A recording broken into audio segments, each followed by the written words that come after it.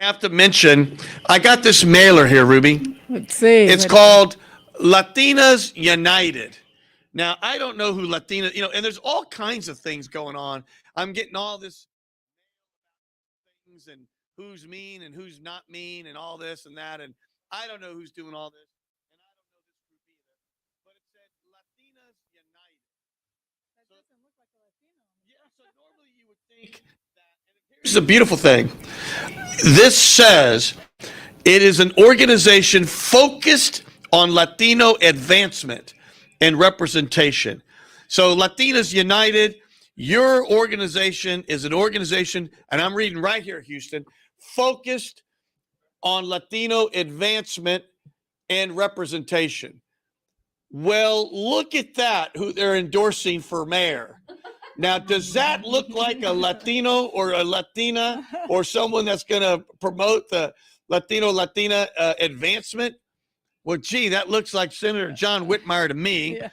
Now, I don't know this group, and maybe they don't like me.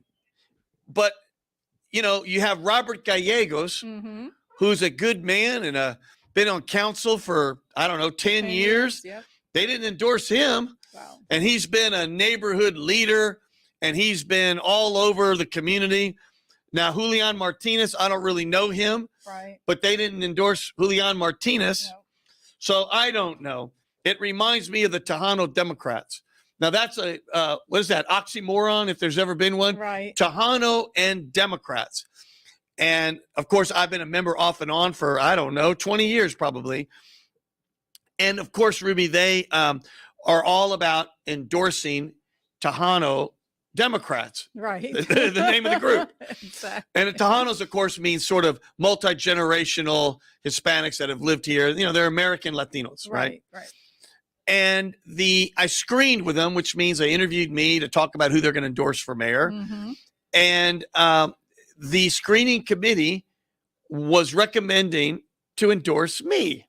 Wonderful. Yeah. That's great. But Well, here's you meet the definition. Well, but here's the Paul Harvey rest of the story. So we show up on the meeting, and lo and behold, right there, right before the meeting, comes in like 50 people. And they Right. bought their membership right then and there. Because they're interested in Because they're really supporting- interested in Tejano Democrats. Okay. Yeah, so they say. Well, really what they were there was essentially the senator bought the endorsement. Oh, that's terrible. Just like that. 50 people came in, and of course I'm outvoted. Sheila Jackson Lee's outvoted. Robert Gallegos is outvoted, even though he and I are the only Tejano Democrats. Actually, you know what? Did I tell you? Robert Gallegos voted for me. Oh, how? I didn't Well, know. I, That's you know what? great. What a gentleman. And I don't think that means he doesn't want to be mayor, because he's worked real hard. I think surveying the landscape, he saw that I had a lot of support, and he saw that I had the endorsement of the committee. But no, 50 people bought right then and there a membership. Wow. So Tejano Democrats looks like that on their endorsement. Well, there was another one I got, and I think it was called Tejano PAC, I think Texas that's right. PAC, Yeah. or Yeah. something like that. Mhm. And it also, I got to get that card. Yeah, I'm going to remember get that card, Houston, because I want to get it right. And it said something like their mission is to endorse Donald candidate. Well, guess who that PAC endorsed for mayor? I wonder.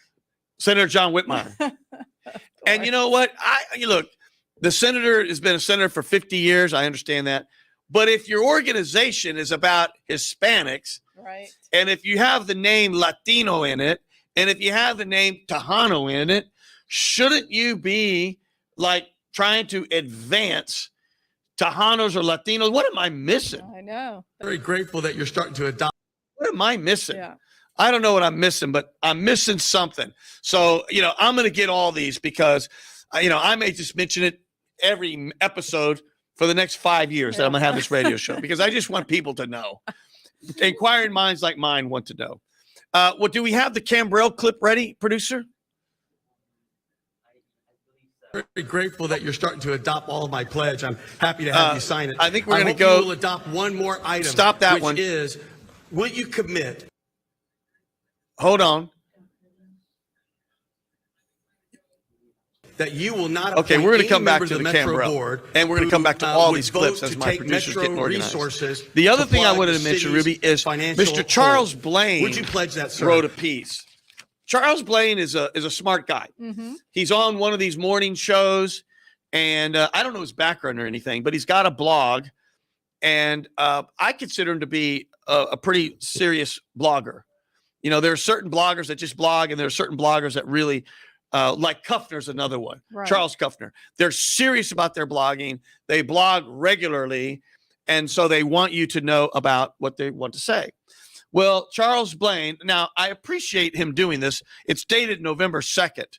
Well, I kind of want to say, you know, where were you all this time? Right. But I don't want to say that because it takes courage to write this stuff.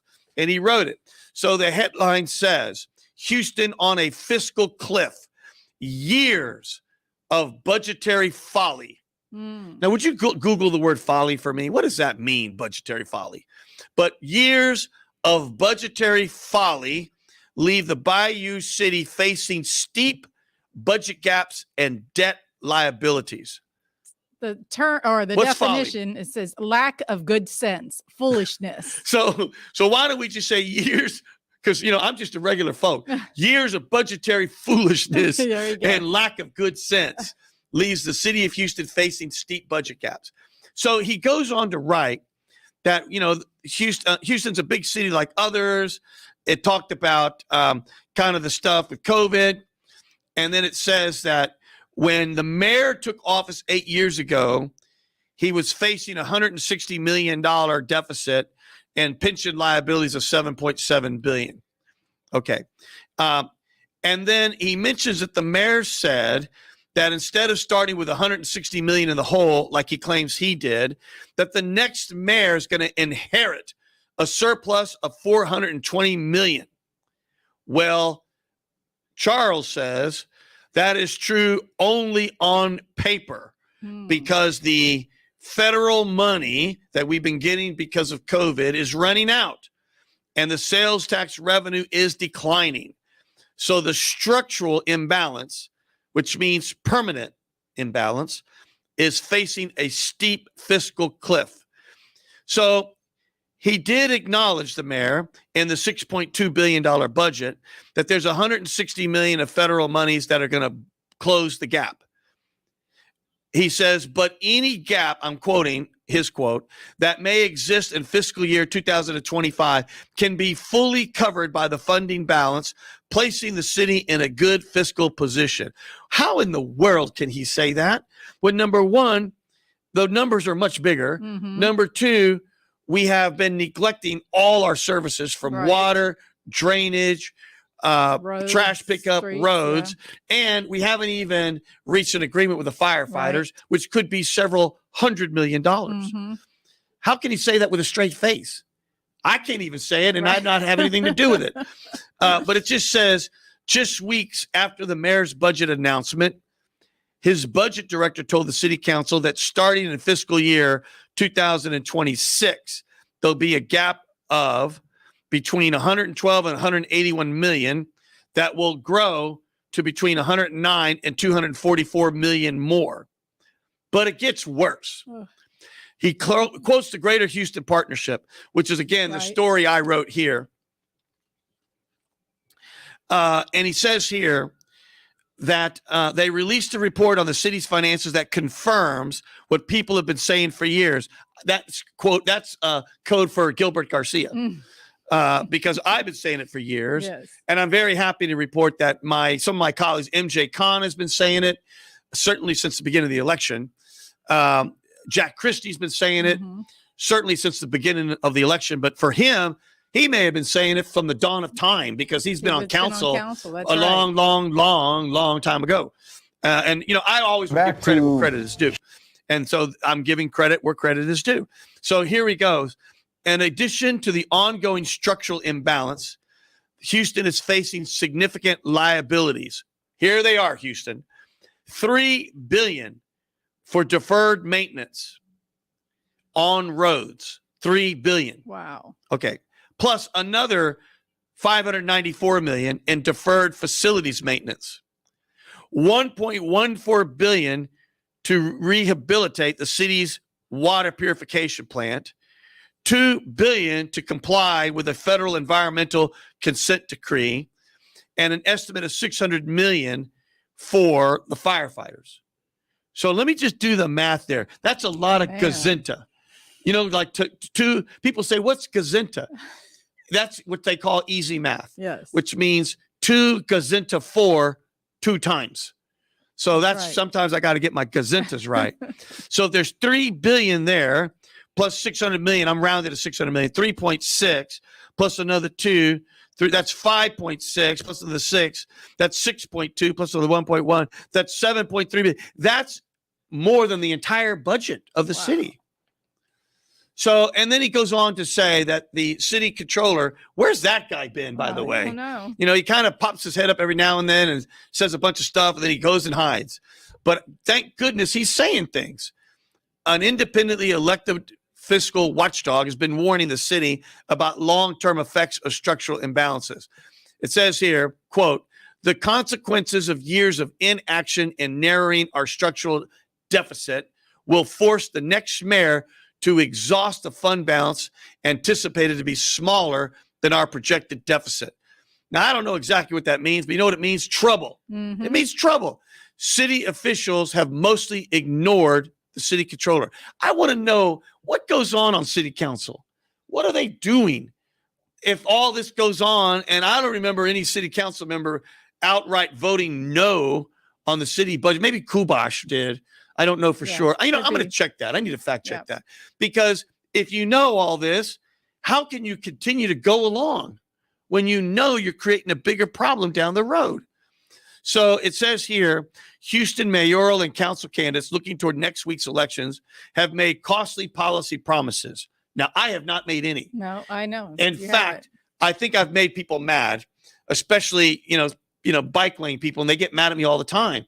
But the truth is, how can we be spending $1 million and a half on a mile of bike lane when in reality there are still parts of the city with open ditches, with stray dogs, areas that are dark and high crime? I mean, there's wants and then there's got to have. And I have not made any promises about anything. People are saying, I'm going to hire 100 police officers, 500 police officers.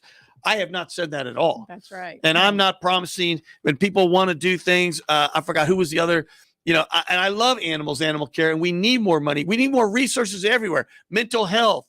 But at the end of the day, we can't afford it. No, we can't. Houston, I'm just saying, that's why you got to vote. Yes. And, you know, I'm not bragging, but at least I'm one that says, you know what?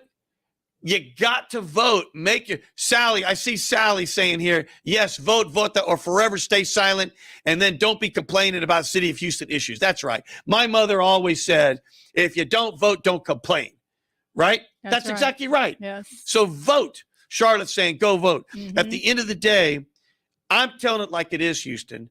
You can vote for me, and you may not like what you're hearing, but at least you're going to hear the true skinny, right? The true word. Or you can go with the same old, and they're going to promise a bunch of stuff and patch a bunch of stuff up, and nothing's going to change, except the city's going to keep shrinking, and it's going to get worse. So let me go back. So some promises made, and I've heard some of my other colleagues make these promises.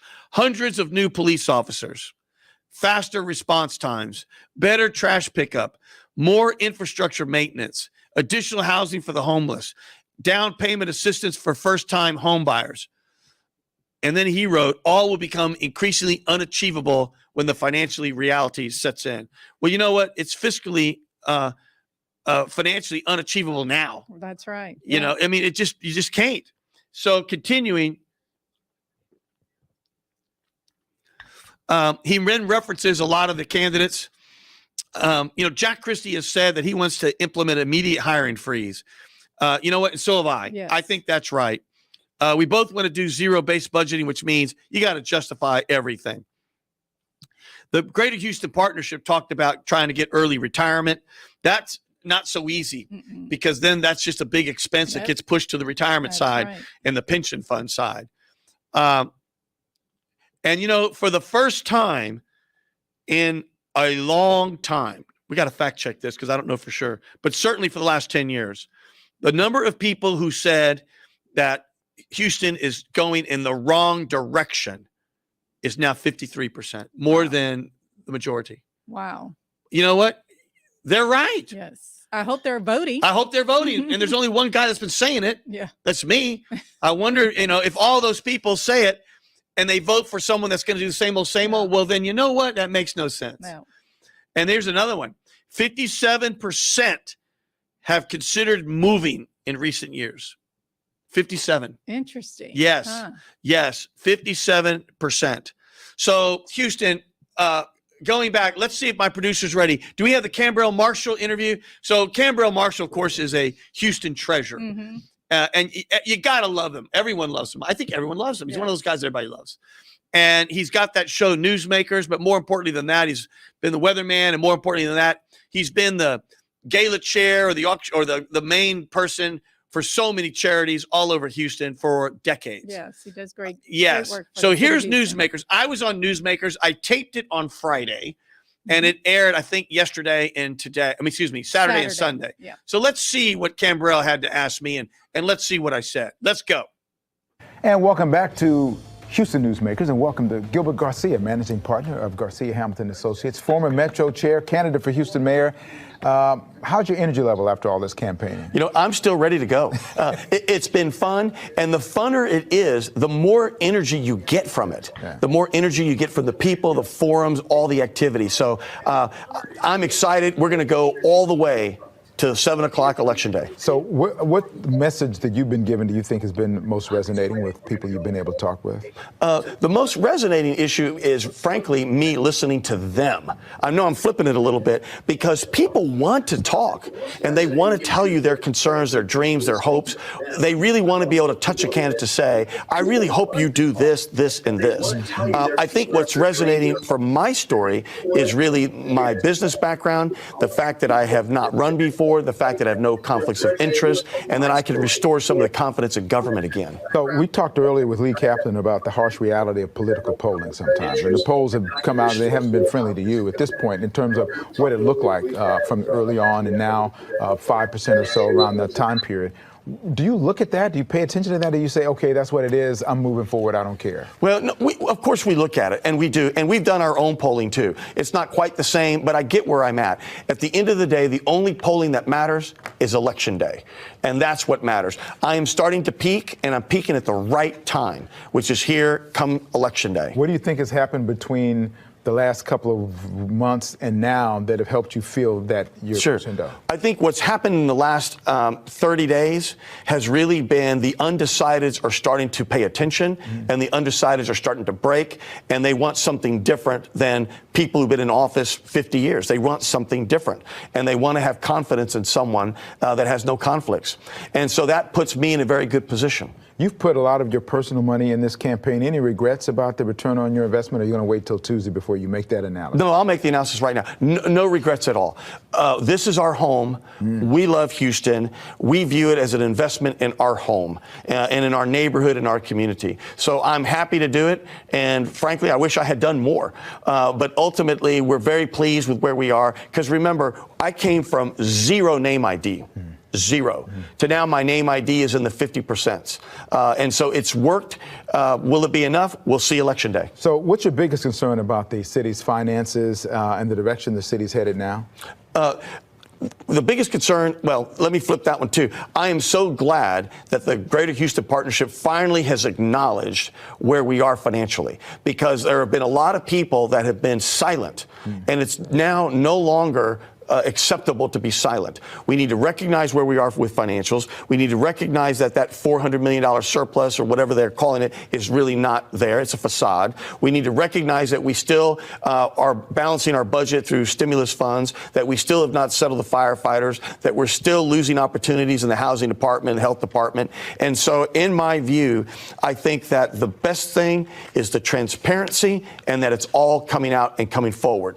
The Jackson Lee tape got a lot of attention. Your thoughts on whether or not it can help your campaign, or does it really matter? I don't think it matters that much. I think it was a a quick headline for some, both to the positive for some and maybe to the negative for others. But I think at the end of the day, the people who support her know her. The people who support Whitmire know him. And I think the undecideds are going to look for something different. And I think I'm going to be the beneficiary of a lot of that movement. So let's forward now to Tuesday. This is election day. People are waking up. Geez, what am I going to do? Who am I going to vote for? What's your pitch to that voter who's trying to make up their mind? They're still in that undecided vote. What do you pitch to them in terms of getting? It's real simple. If they want the same old, meaning the same people doing the same thing, getting the same contracts from the city, sort of at the margin movement, I'm not your candidate. Go to one of the career politicians.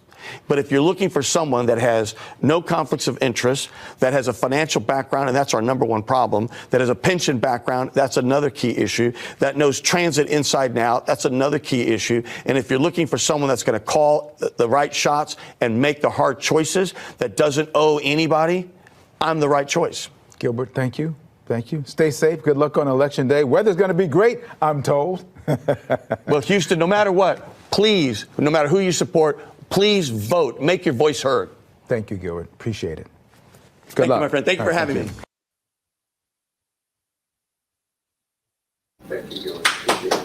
All right. So hopefully you saw that in sync. You know, first of all, Ruby, I don't know. My head looks shiny. Maybe you needed to go into hair and makeup. Yeah, I mean, I think I need hair and makeup. My head, didn't my head look shiny?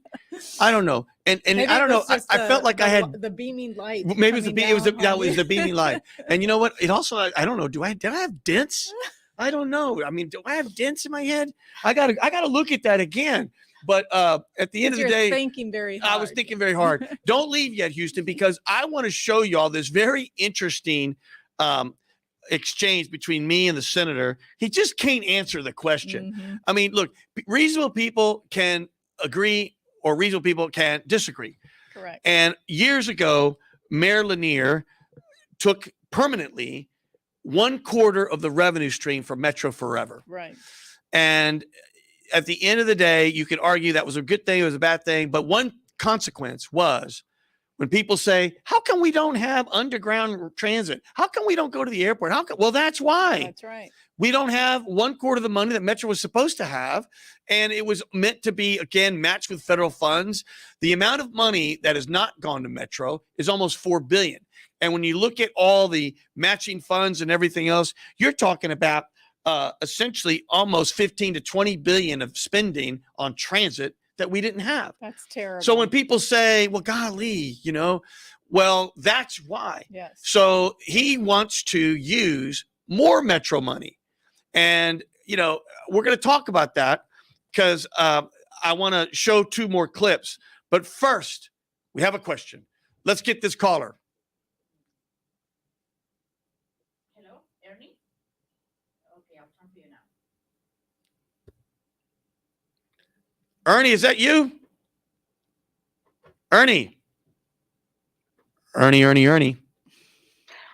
Good morning. Ernie, is that you? Is this Mr. Garcia for mayor? This is me in the flesh Oh, all right. with a shiny head and all. Incredible interview. Incredible. You said exactly what the city needed to hear. One moment, JC, one moment. Thank You you were so much. amazing. I mean, look, it's one of those things where energy feeds off energy, and Cambrell's got positive energy and positive eye, and I can't help but to have it when he's got it. And then it's just, it just goes. And he's such a great guy. Yeah. Those pointed questions he asked that were right, so relevant. You were able to really spin the right message to all the people, what they want to hear, which is we need to do the right thing. Yeah, and Period. that's right. And I'm going to say what is. And if I don't have an answer, I'm not going to make up a bunch of gobbledygook, which I'll show you in a moment. I'm just going to say, I don't know. I don't know. Or I'm going to say, I haven't thought about that. Mhm. Someone sent me a question about, oh gosh, I won't be able to repeat it because I don't remember. But it was a very detailed question about some sort of plant or something, incinerator, Mhm. something. And frankly, I don't know the issue. Right. And I said, I don't know the issue really, but I'm happy to read about it and then tell you. But ultimately, you just got to say what you got to say. And with Metro, I could tell you right now, I would not take money away from Metro when Metro so desperately needs its money that the voters have voted for additional transit. In fact, do you know that we seem to have Metro referendums all the time? Yes. We had the one that started it in 03. And then, of course, we had mine in like 2012, and we won with almost 80% of the vote.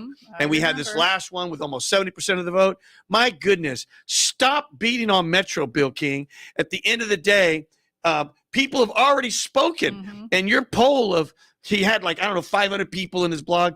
You've got thousands and hundreds of thousands of voters. That's the poll that matters, that said what they want. So let's embrace Metro. And I know Metro's not perfect, but at the end of the day, nothing is. And he's bringing up things that go back to 2008 or 9. We already know, because when I came into 2010, we already know that previous board had done a lot of things, bad choices. We know that already. Right. And, we let's move on and embrace the new Metro. And we know they violated their procurement rules, but the FTA made sure we improved it. So, let's move on, because at the end of the day, we need a strong Metro. And when people say, oh, Metro, look, how many people have ever been to the rodeo? You cannot go to the rodeo. The traffic doesn't even move on 610 if it weren't for Metro. How many have been to the Final Four, or remember they had the Final Four, the NBA thing in the George R. Brown? You can't move when people are going to things. The Super Bowl, all these big World Cup. Just you can't do those things. Too. The Med, 1/3 of the people who work at the Med Center, 1/3 of the people who work downtown take a Metro service. That's right. So stop already, and let's focus on what really matters, which is some of the mismanagement of the city right now, and all the needs of the city right now. So, Ernie, talk to me. I didn't mean to take your time there, Ernie. No, you're hitting it on the head. Metro is a perfect example of how you took a budget and balanced it.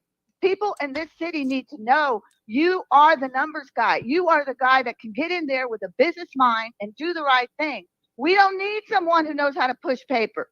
We don't need someone who's been in office so long that they don't even know anyone's name. We need someone who wants to know people, who wants to do the thing and get the numbers right. You'll balance the budget of the city of Houston, and you won't take money from another department to do it. A perfect example is your company. You are a philanthropic leader in this city. People don't know that your company has given over $2 million in philanthropy. Actually, it's 4 million, but who's counting? Right, 4 million. Yes. And I'm telling you right now, you will get into that office and ensure that other companies follow suit in the philanthropic effort, because the city of Houston benefits from people who benefit the city, and the companies have an obligation. For example, look, we have the #1 children's museum in the country. And why? Because Gilbert Garcia, Hamilton and Associates, gives to the museum in a big way. You sponsored Dia de los Muertos. You helped sponsor Hispanic Heritage Month. And you had those beautiful children over the weekend, all ready to have a wonderful time at the theater. And you were there. You were there. You weren't out campaigning. You were there for the people, with the people, advising them that you believe in the Children's Museum. So what better leader can we have than someone who walks the walk and talks the talk? Thank you. Let's do this, Gilbert Garcia. Let's get you in office, because you deserve to be there. We deserve to have a man with leadership of your skills. Damn, Thank you so much. Listen to Ernie. You know what? I want to take the hill. Go take that hill. I'm taking it. I'm going to go take that hill right now. We're all there with you, Gilbert. Way to go, Ernie. Thank you, Ernie, for calling in, and thank you for sharing such strong sentiments. And, it feels wonderful to hear such a thing. Yes. We're going to go to our next caller. Is there a JC on the line? JC. Did we lose JC? Doggone. JC, please call back. Hello, JC? Yeah, one more. Oh, here we go. JC, are you there? JC. You hear me, Gilbert? JC, speak to me, lady. What do you got? Is this You know what? is You're not playing games with me this morning. is this the JC, the one and only? The one and only. Oh my God. Victory International Church. You know what? I think I went to bed thinking about you. Oh my last God. night. Oh yes, how you know what? You didn't even have to say anything. You're just just one of those kind of people that it doesn't take a whole lot of talk. You didn't come over there campaigning yesterday. You came over there worship, but we enjoyed you and all the help and all the things that you've done down through the years. It didn't just start yesterday.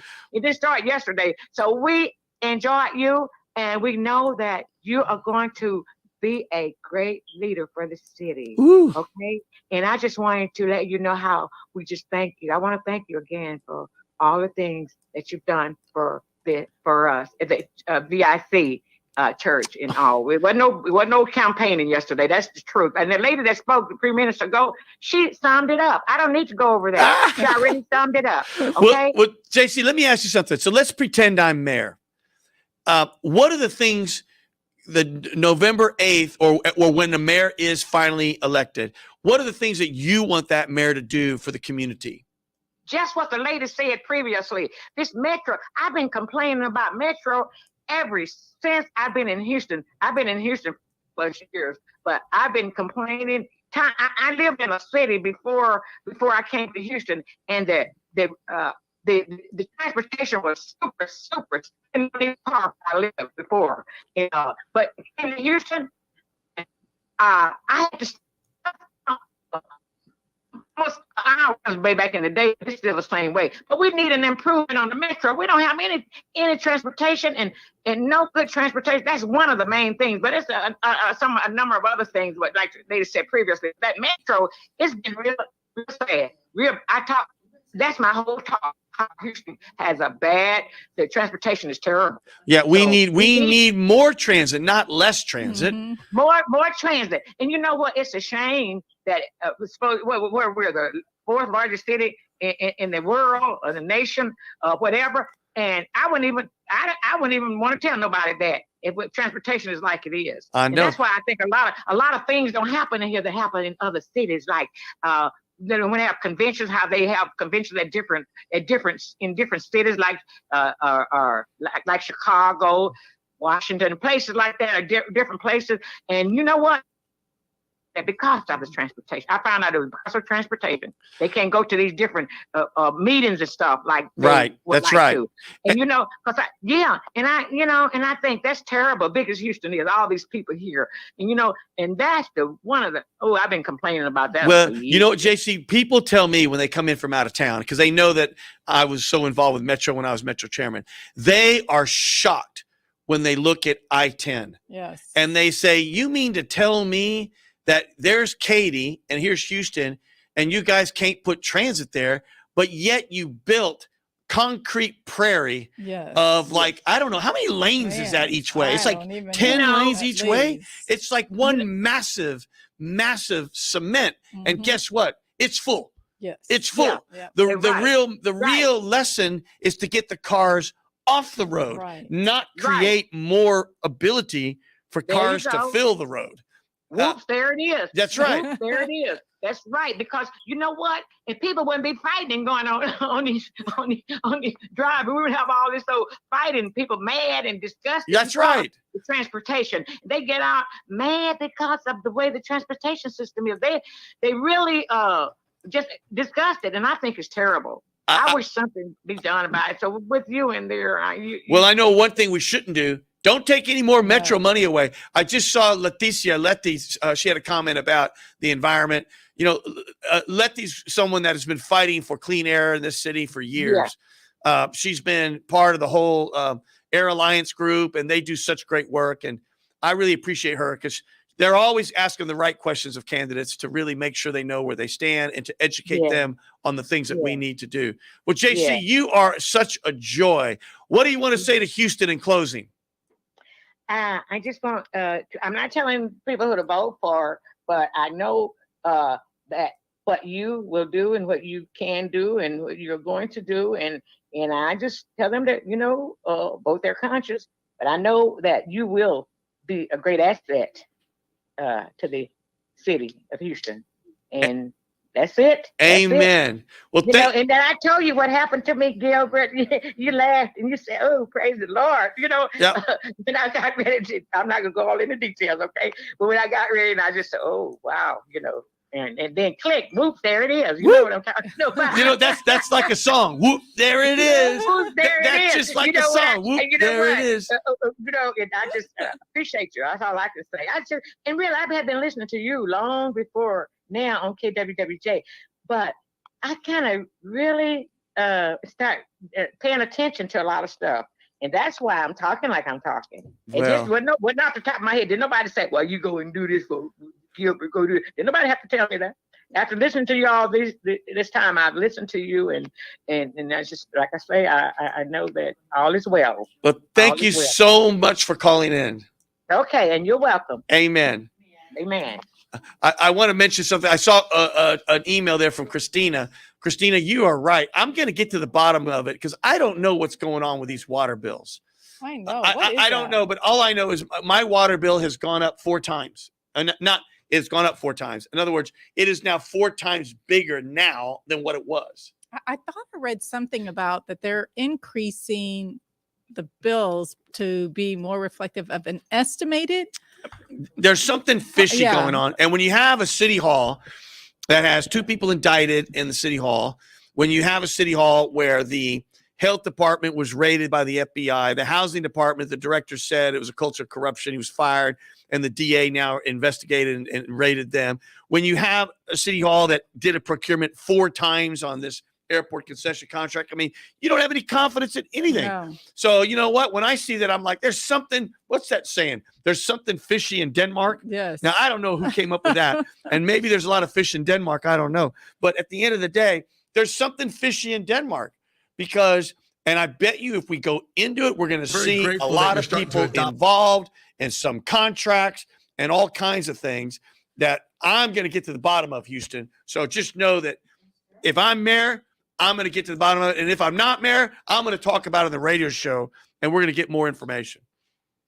Oh, and by the way, I believe Metro is free if you go vote and show them where you vote. Alfred, thank you for telling me. It's free if you tell them, show them that you voted. That you voted. That's right.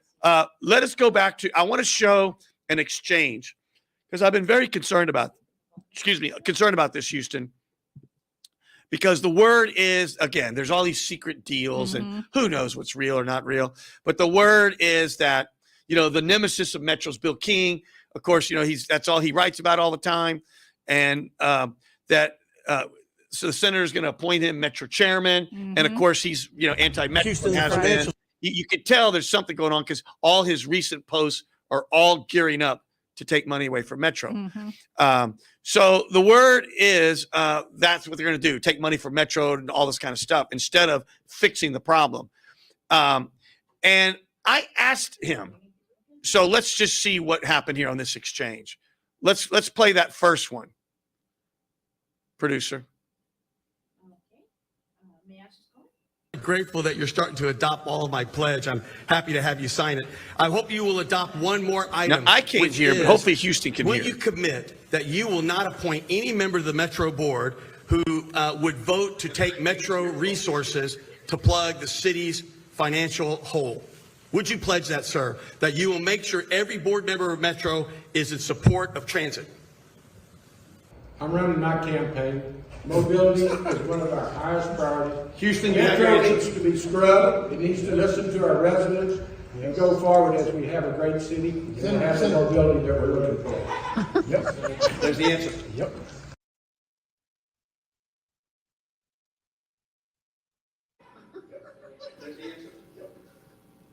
Now, what was that answer? I don't know. You can hear people laughing in the background. You know, it would be funny if it was like a Saturday Night Live skit. But the mere fact that it's true and we're all here, candidates for mayor, it's not funny. No. I don't know what that answer was. Other than, well, I mean, I don't even know. No. So then you would think you'd be prepared because then we have another clip where I asked him the same question again. Do we have that clip, producer? Now, this is a second debate that was just a couple of days ago. And again, it's important to me. I just want, look, Houston can can vote or not Houston, vote the on this financial issue or any other situation's gonna issue. be challenging. I just want people to I'd know like to ask where the the candidates senator, stand. like So go back to the beginning there, and let's make sure I can hear it too The financial internally. situation is going to be challenging. I'd like to ask the senator, like I've done before, do you agree that you will not take the general mobility money away from Metro to plug the hole of the budget for the city of Houston? Would you say that to the citizens of Houston? Can he answer? Senator? I'm sorry, Mr. Garcia, that you want to use this to politicize issues. No, it's a simple question. The money is I'm there. not going to play It's your been game. done I know your before. consultant has asked you to do what you're doing right now. That's the reason good people do not come into politics, because your consultant and other consultants that have said, attack Whitmire, attack Whitmire, attack Whitmire. You know that I support Metro. You know Metro has a bright future in the city, but it's going to have to be held accountable. It's going to have to listen to the residents. It can't use numbers from prior to COVID. It's got to do up-to-date regional mobility plans. I don't know if that was a yes or a no. Regional mobility plans. I don't know if that was a yes or a no. So what's funny about that is it took him a while to even acknowledge anything, right? There's a long pause, like a lot of crickets or Yes. something. Yeah. And then the second thing is, I don't know what he said. Now, look, saying something like they got to be held accountable, everything's got to be held accountable. Exactly. That's like saying, I breathe oxygen. Did you know I breathe oxygen? I breathe oxygen. Everyone should be held accountable. Of course. Right. That goes without saying. That's right. The whole point, though, is, are you going to take the general mobility money away from Metro to plug the city's hole? That's a simple yes or no. And people can agree that that's a good thing, or people can say that's a bad thing. And I'm sure there are people on both sides of saying that's good or that's bad. I just think people should know something that important. And I don't know what he means by my consultant said to attack with my time. I don't know what that means. I've been asking this question.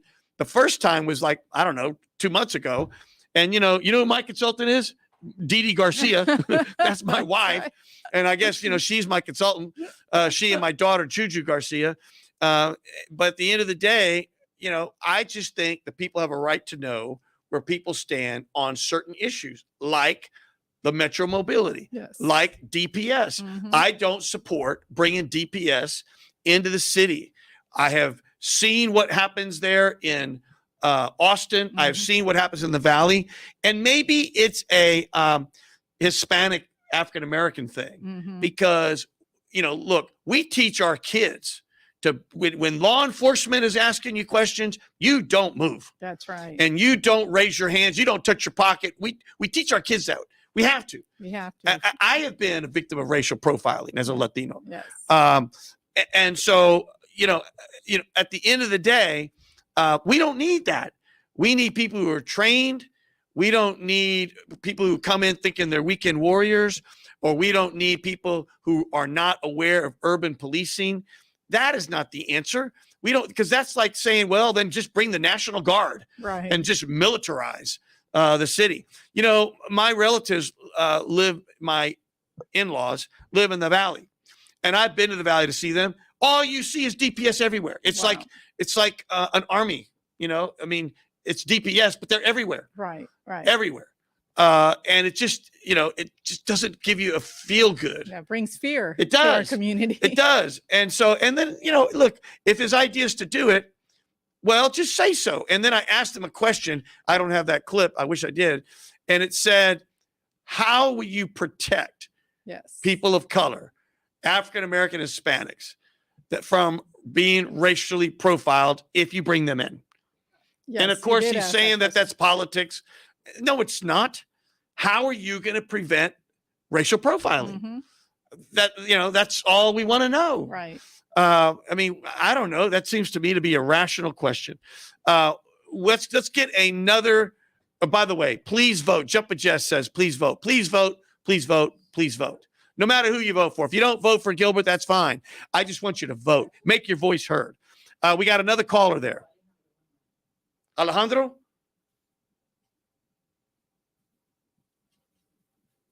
By the way, that number is 832-570-8075 that you can call in. And producer, I do want to play that last ad again. And of course, I do want to play both of them. We have another question there, though.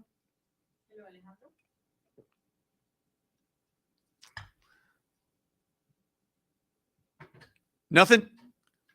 You had 3 on the board. What's the next one? Oh, we go. Here we go.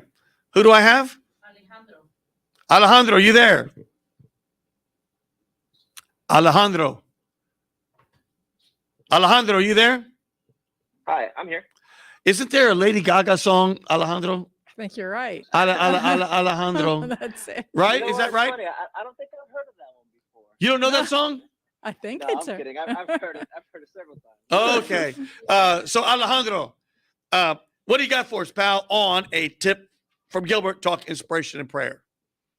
Well, one thing that I want to talk about a little bit, and I have a question following this. I'm a big fan of the Metro Rail. I take it to and from work. I take it to the Astros games. I take it to the University of Houston basketball and football games. Hold on one second. Miss so Betty Smith, thank you. She said she voted for me. We need him as our mayor. Miss Betty Smith, I'm hugging you in cyberspace. Go ahead, Alejandro. So, first of all, thank you again for your support for the Metro Rail. And but I have a question for you, which is, what is your favorite Houston sports team, or top 3 if you want to, in no specific order, if you want to kind of just hit me with that, just out of curiosity. I'm not saying this may or may not influence my vote, but well, I can tell you right now, Dynamos. I love going to okay. Dynamo games. I mean it. Maybe it's because I played soccer in high school, club soccer, and of course I coached 40 seasons of soccer. And soccer is such a wonderful sport because you move more on a soccer field than any other place. The only place that might come close is tennis in a long Grand Slam match. Nobody moves and runs as much as a soccer player, and so they are probably the best conditioned athletes in the world. And the amount of footwork and the amount of things they can do are just beautiful and amazing. And it is a question. And it is incredible team sport because all it takes is one slippage, one getting away from your man, one little slippage of something out of position, and bam, it scores just like that. So you've got to be on your toes all the time. And they're, and you just, I love soccer. After Dynamos, of course, come on. It's Astros. It's Astros. And everyone here at my office loves the Astros. And so those probably are the very far high 2, 1 and 2. I know you're a Yelly, Gilbert, but here in Houston, we have the benefit of having so many schools here. So I would have to say that, the University of Houston Cougars is probably one on top. The Cougars are great, but you know what I love? I love the TSU band. Yeah, that's right. I love their band. Yeah. I don't know what their band's called, but man, they are just Ocean of Soul. Is that what it is? Right? All I know is they are so great. They are. Oh my God. And it's always the tuba players that are the coolest guys. Have you noticed the tuba players are so cool because they dip down and they move it around, and it's the tuba players that just have all the personality. But no, they are wonderful. So Alejandro, hopefully I answered your question. What else do you got for me, pal? That was pretty much it. I just wanted to hop on and say hi. And of course, for the rest of the city of Houston, vote Garcia for mayor. I'm not sure if I'm allowed to say that, but I'm just going to say it, freedom of speech. You can say it, pal. Thank you, my friend. Thank you for calling in, Alejandro. I know we had we have a Janie on there? Letitia Jackson, she wants to say thank you for the turkeys. Oh, let's put her on. Letitia?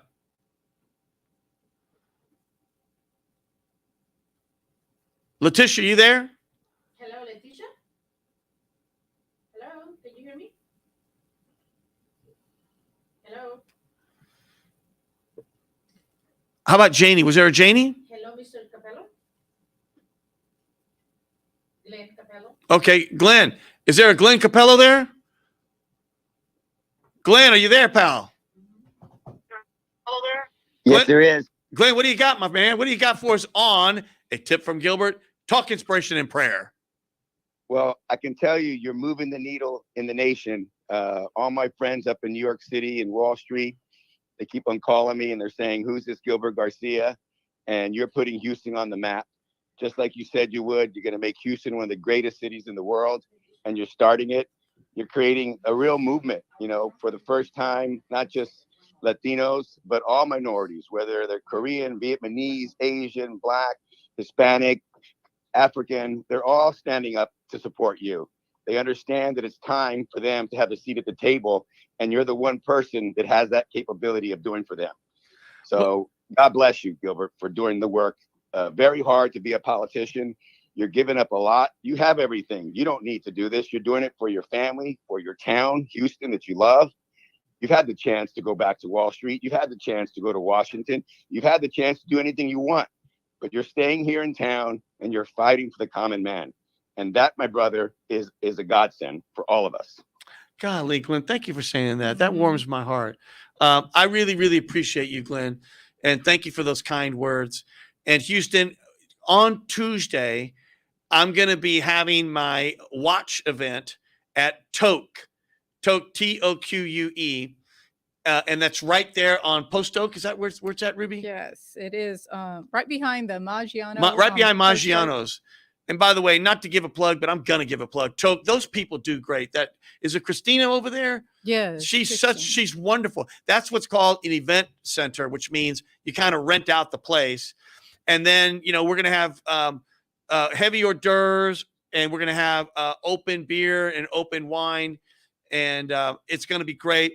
It's going to start at 7. You need to RSVP to 346-316-6051. I'll read it again, 346-316-6051. And that way we can have a head count and everything else. They have plenty of parking because it's like a big open parking lot. So I hope people make it.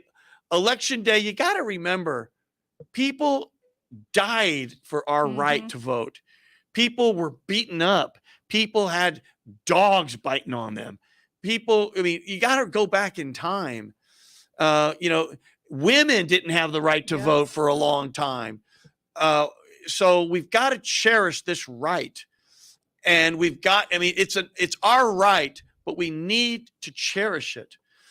And the best way to cherish it is to participate. That's right. And the best way to participate is vote. Especially the young folks. Yes. I think it's important for them to get involved. This is going to be their city. Yes. They need to take charge of it. And I hope that they see that, recognize the importance of it, and they go out tomorrow and vote. So I think that what that means too is you brought something to me just now, which is if you vote, parents, golly, take your kids. Let them see what it's all about. Because to them, either it's mysterious or it's like unimportant. But if they see you taking the time, if they see how serious those poll workers are taking the time, if they see all the attention, they look at a ballot, that'll stay with them the rest of their lives. Yeah. So please I'm proud do that. as a parent, because I did that, Gilbert, all along as my kids were younger. The importance of voting. So I'm proud to say that my kiddos came back from College Station early to early vote on Friday. So, it's probably because you ingrained in them the importance of voting. Because who would come from A&M to come early vote? That's right. Other than people who think it's important and that's their duty. Because their vote counts. Oh my God, how beautiful. I want to play the commercial, but I want to let everyone know, I think next week, now we're going to talk a little bit, of course, about post-election next week, but I want to get back to a little bit of the inspiring stuff. And either the next week or the next week, I'm going to have a young lady. I won't say her name right now just because I want to get her permission. She's going to be on my show. And she's all of, 21, 22. She's beautiful. And she's wonderful. And she's an angel. And let me tell you where I'm going, Houston. She had one of those, young teen romances, and her boyfriend shot her in the chest. Oh. Yes.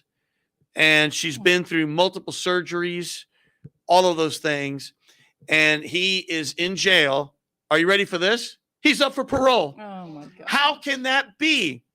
I want her on the show.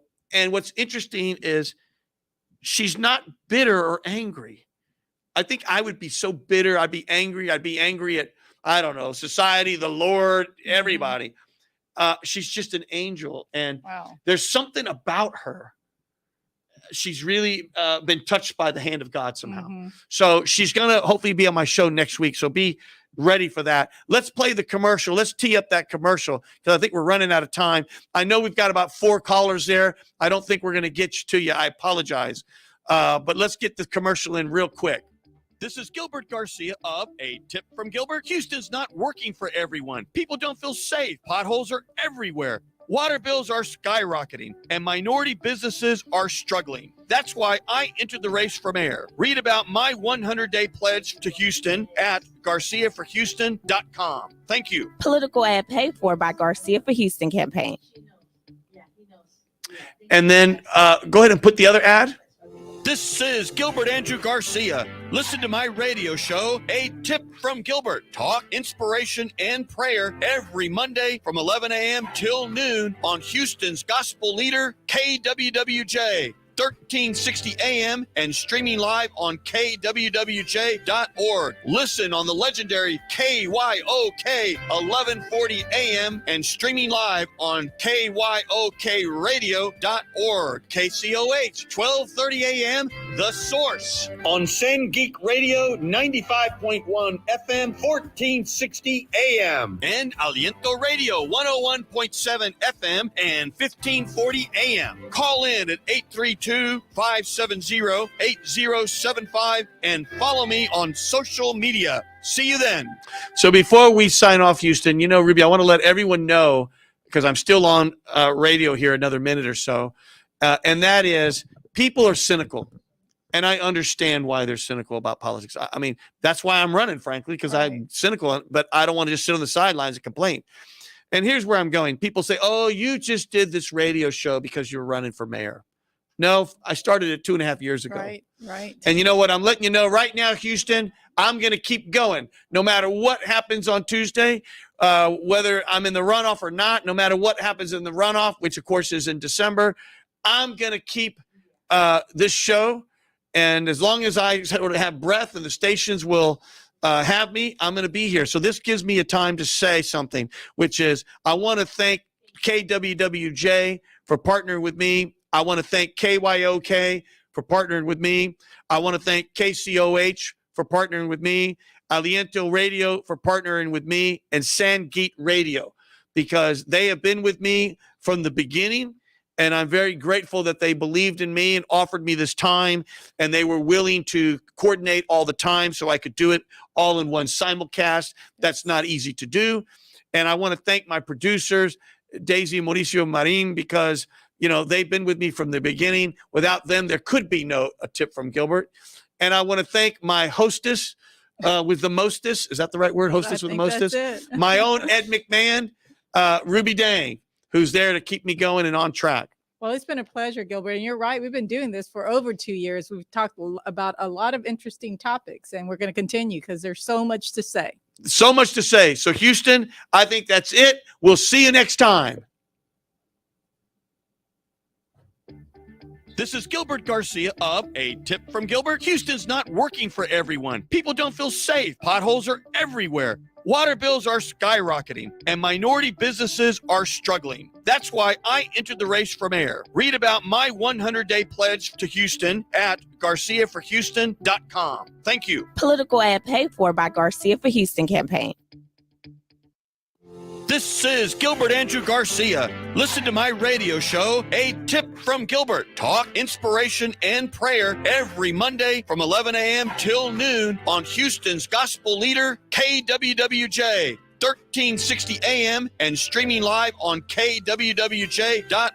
Listen on the legendary KYOK 1140 AM and streaming live on kyokradio.org. KCOH 1230 AM, The Source. On San Geek Radio 95.1 FM 1460 AM and Aliento Radio 101.7 FM and 1540 AM. Call in at 832-570-8075 and follow me on social media. See you then.